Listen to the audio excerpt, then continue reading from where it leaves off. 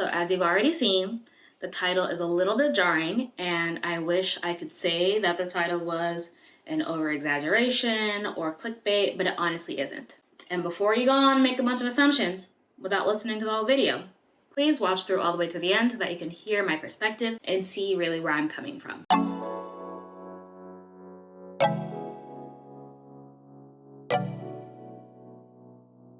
Hello, welcome and welcome back to my channel. My name is Christelle.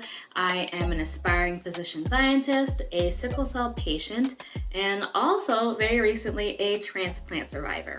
As you can see by the title, today I am going to talk about why I used to wish I had cancer. And let me explain. Let me tell you something. All right. Let me tell you something. I didn't actually want to be sick with cancer. I didn't want to have cancer, but it just seemed like doctors cared more about patients with cancer than they did patients with sickle cell disease. Like when you hear someone has cancer, automatically your heart softens. You're like, oh my gosh, that's awful. Like, I'm so sorry that you're going through this. And when you hear, oh, someone has sickle cell disease, it's like not the same impact for the majority of people. That immediate compassion that you see towards patients with cancer is replaced with either confusion or indifference or like flat out disgust for patients with sickle cell disease. Here are the reasons why I used to wish I had a cancer diagnosis instead of a sickle cell diagnosis.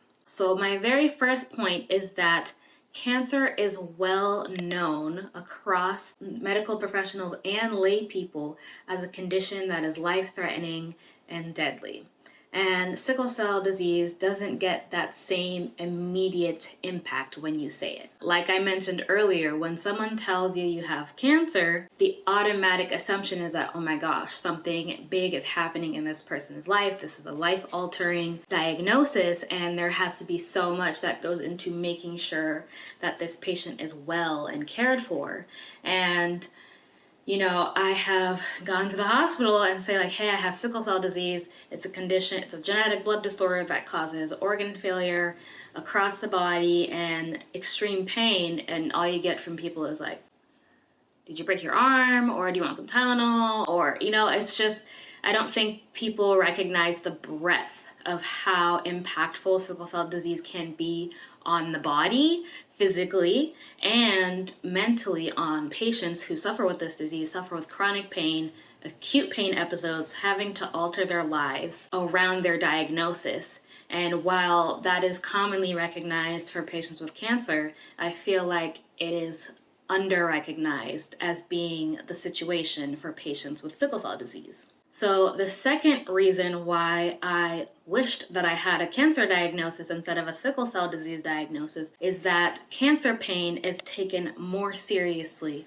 than pain from sickle cell disease. And so from my experience, I have gone to the hospital in several different states, several different kinds of institutions like pediatric institutions or adult institutions or a mix. And across the board, the places that tend to not have as much experience with sickle cell disease tend to minimize and underestimate the pain that sickle cell disease can cause. And I have gone to a very prominent, well-known, very established medical institution in California, and their pain protocol was that only patients with cancer were able to get a PCA, which is pain-controlled analgesia per PCA. Patient-controlled analgesia. I'm gonna post it here so that y'all can see. But a PCA is a pump where you can basically click on a button and it would administer a certain amount of medication to you that is set by the nurses and the doctors. And you press the pump and it'll time you out for a set amount of time that is also set by the nurses and the doctors. And that way, doctors and nurses don't have to come back and put in refills or administer the medication for you. You have a pump that will allow you to give yourself medication when you need it. And so growing up in hospital, I always had a PCA when I went to the hospital because sickle cell disease causes lots of pain, and to have a doctor or a nurse put in a new order or come back in and give you a new bolus of medication is kind of a waste of resources, a waste of use of their time. So the PCA is given to us with the trust that we will administer what we need. And also the machine is programmed to prevent things like overdosing or like low hypoventilation, like not breathing enough and getting close to death. We don't want that, right? And so I was under the impression that that was the protocol for all places, but I found very quickly that I would go to adult institutions and they would tell me, oh no, that's only for cancer patients. And I'm like, while I'm happy cancer patients have that option, I'm like, why can't I get that option?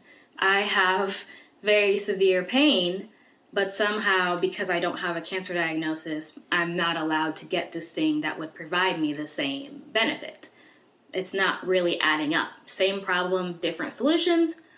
I'm not understanding the difference besides just the term of the diagnosis. And on that note, I have noticed, this is my third point, I have noticed that cancer pain tends to be treated more aggressively. And from my experience, when I go to the hospital, it's not a matter of making me more comfortable. It's a matter of giving me the bare minimum.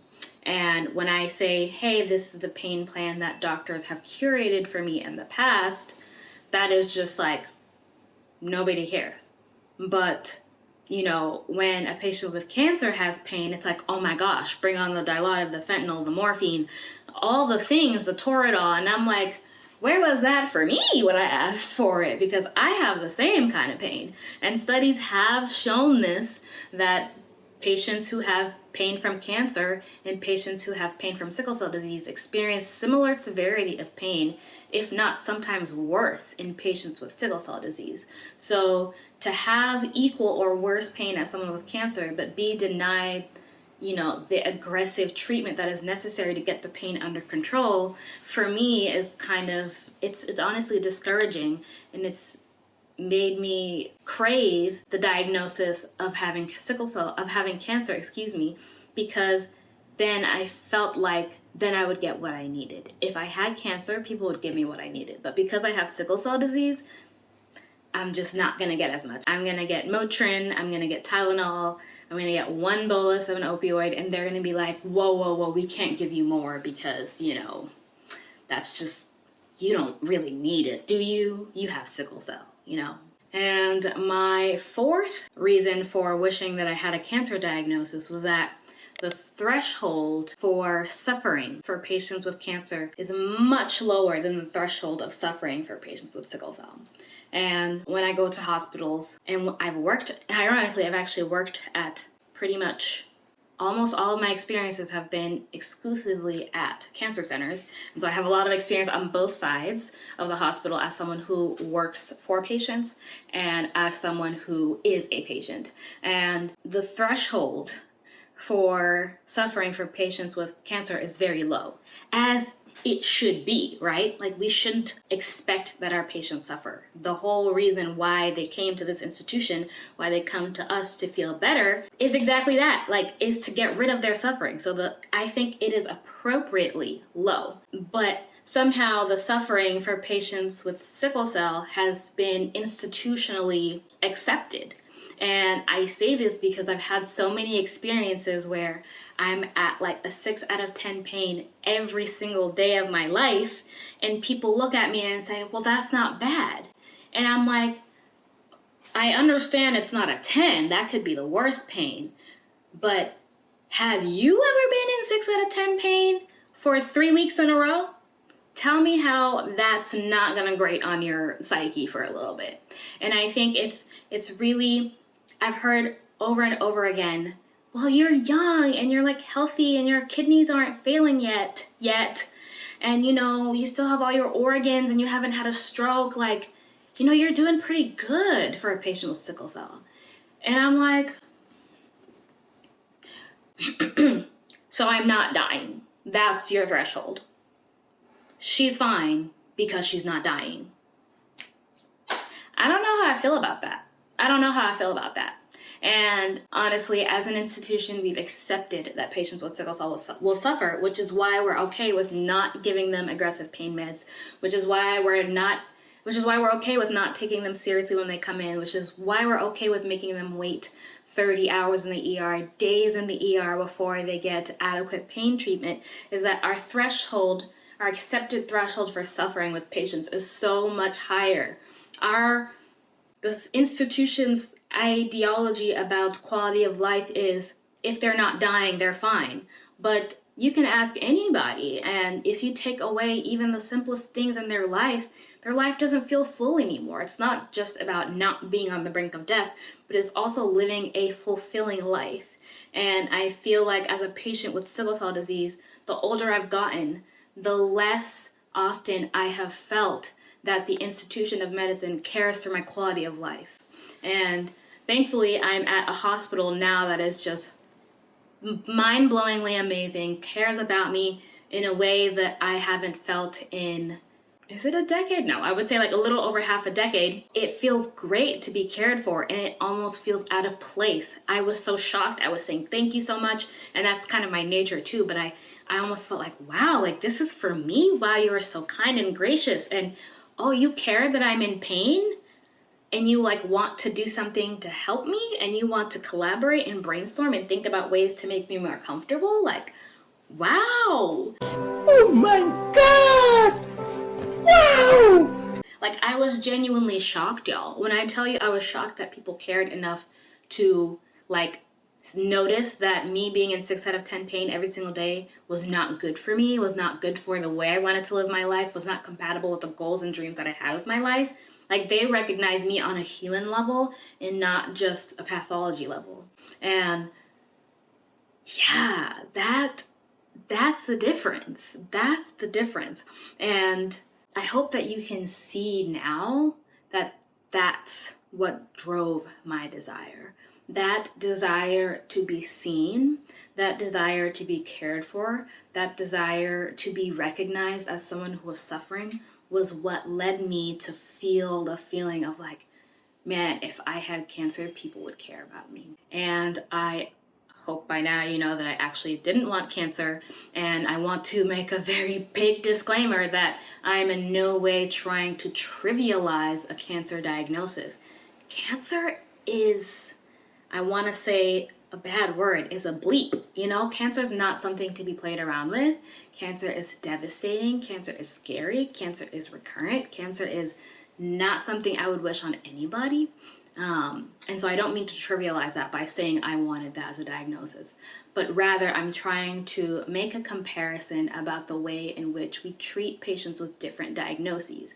And because I happen to be treated with less care than those with other diagnoses, I couldn't help but want that. And it was the desire to be seen and cared for that drove those underlying thoughts. And it's only now that I'm in my adulthood that I was able to even put those feelings into words. I would honestly feel crazy and disgusted with myself for kind of daydreaming about having a cancer diagnosis. And I'm like, wow, Christelle, you're a sick person. And now that I better understand myself and the traumas that I've been through, I am able to put the words to how I'm feeling. I don't want a diagnosis. I don't want to be sick, but I do want to be cared for in the place that aims to do that, and the place that is put here to do that. And the institution of medicine has let me down as a patient with sickle cell disease, and has let many other patients with sickle cell disease down as well. And I also don't mean to say that everything is great for cancer patients, because I know that the medical institution has let everybody down with every diagnosis, no matter what. And I have been on the phone call with insurance companies for hours advocating for patients who had cancer, who were coughing up blood because they had a lung metastasis, and the insurance company is trying to deny it. So